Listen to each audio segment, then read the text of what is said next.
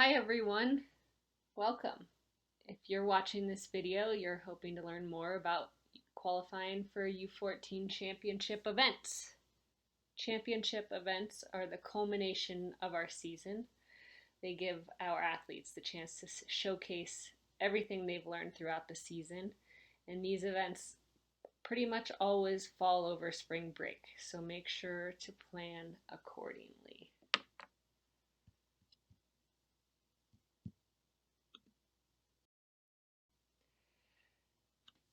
The Intermountain Cup circuit for U14s consists of 3 different events in 3 different locations throughout the season. There are a total of 9 races throughout these 3 events. So as you can see on the slide here, we have the first tech series of the season, usually in the beginning of January, which has 2 slalom races and 1 GS race.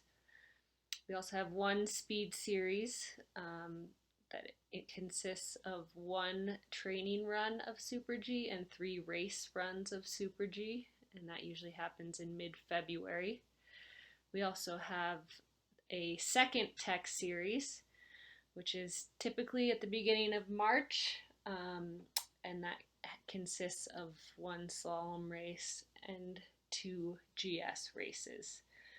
So that gives us the possibility for 9 total results if an athlete were to finish or compete in every race. The best 5 results of these 9 are what we use to calculate the Intermountain Division champ boards, which we'll see how that works in the next few slides. The top 60 finish results are what we convert into World Cup points using this system. So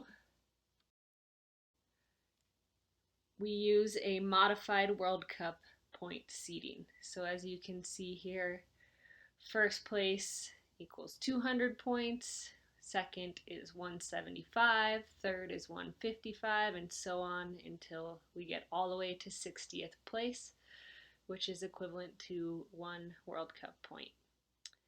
Important to note here that each of the 9 races is scored separately, with the best 5 results of those 9 races counting for each individual athlete.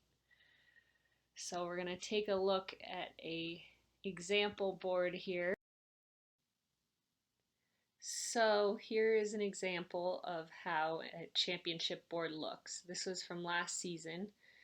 We had a few canceled and terminated races, so we used the best 4 results of 7 possible instead of 5 of 9. But it's still a great example of how the boards work. So we can take a look here. We'll look at Ruby Smith.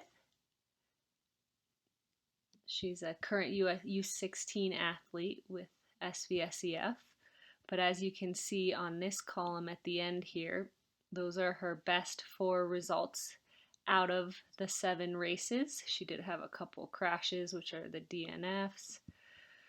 So it gives each athlete an opportunity to have some hiccups, but also supply the best results possible for each athlete. So as you can see here, those are her 4 best results, totaling 574 World Cup points total, which put her in a great spot on the boards for regionals.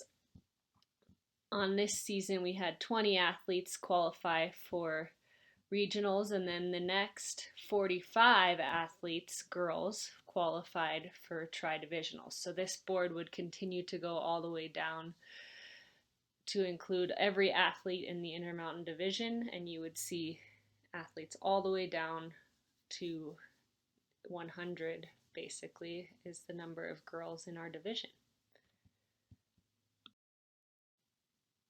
So there are 2 to 3 championship events each season, and it is very likely that your athlete will qualify for one of these events. The first tier is Western Region U14 Regionals. The 2023 quota is 17 boys and 17 girls.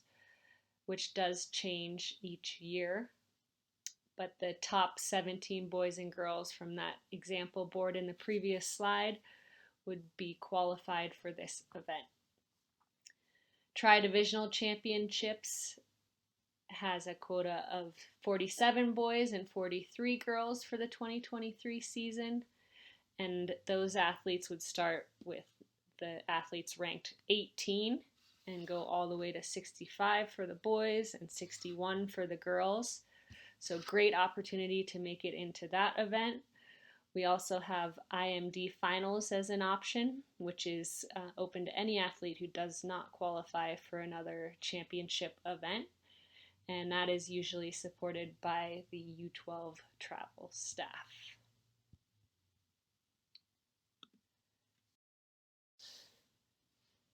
Just to finish off this video, we have a couple of final notes on championships. These events are usually very important to your athletes, and we see a lot of heartbreak when an athlete does not get to attend them. So make sure to plan for them in your spring break plans. And it really is an opportunity for these athletes to showcase their season-long dedication and what they've been working towards all year. So plan in advance for these championship events, and thanks for listening.